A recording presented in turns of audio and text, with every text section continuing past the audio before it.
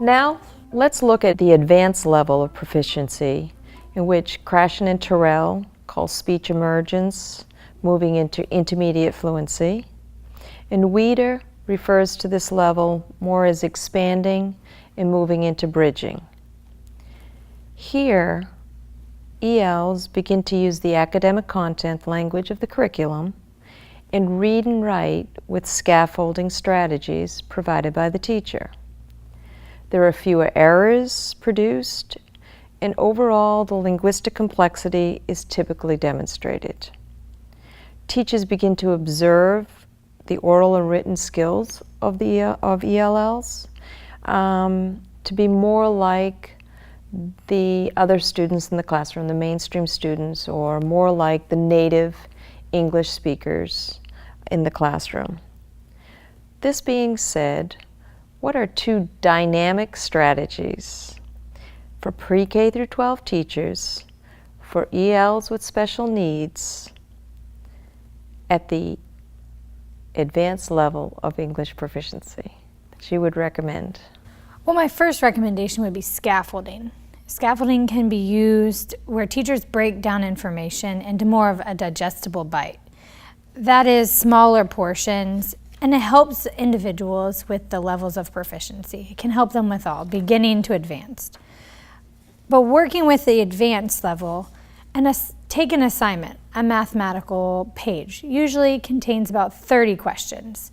For an EL/ESE student, looking at 30 math questions on a page is intimidating. So for the teacher to say, I want you to do just the odd questions, that breaks it into 15. 15 they might be able to tackle easier than the 30 questions.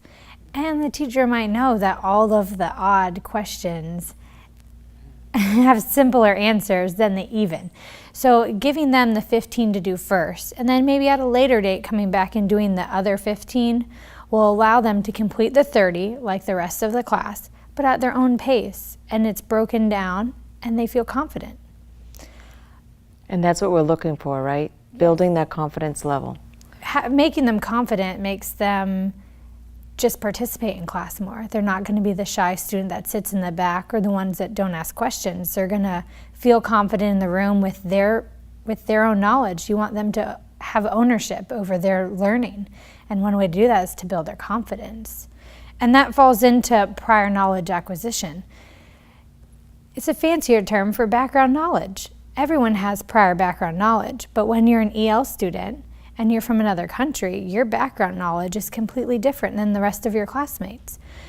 But having a teacher that is aware of their background and knowing what they can do, making them feel more comfortable, giving them strategies and introducing skills that they can relate to will allow them to build confidence.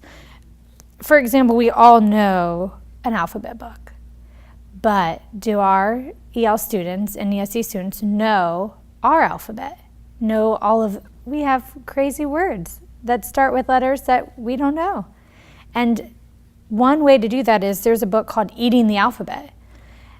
It sounds simple, but they go through all of the fruits and vegetables that start with a letter in the alphabet. That gives them confidence. They're not just learning the alphabet.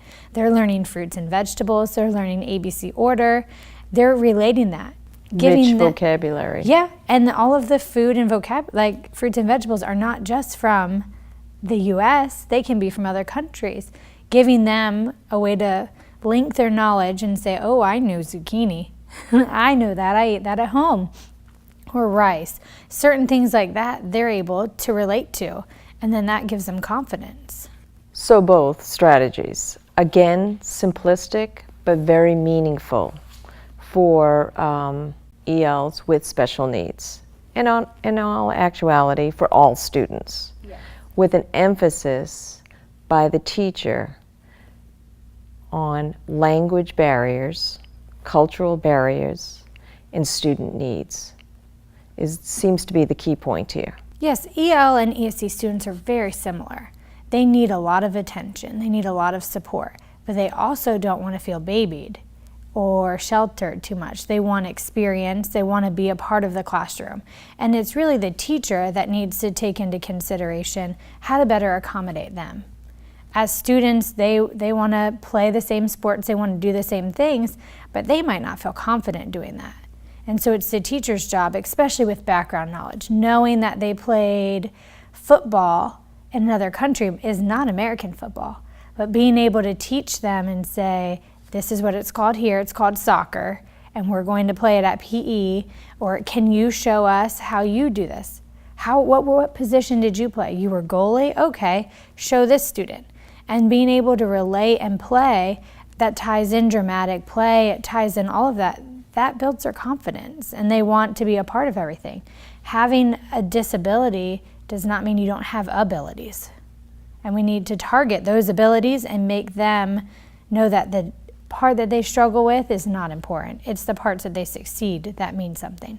Very well said. That's excellent. I so appreciate your time and your expertise and your willingness to share your knowledge in regards to ELs with special needs. Again, Jill, thank you very much. Thanks for having me.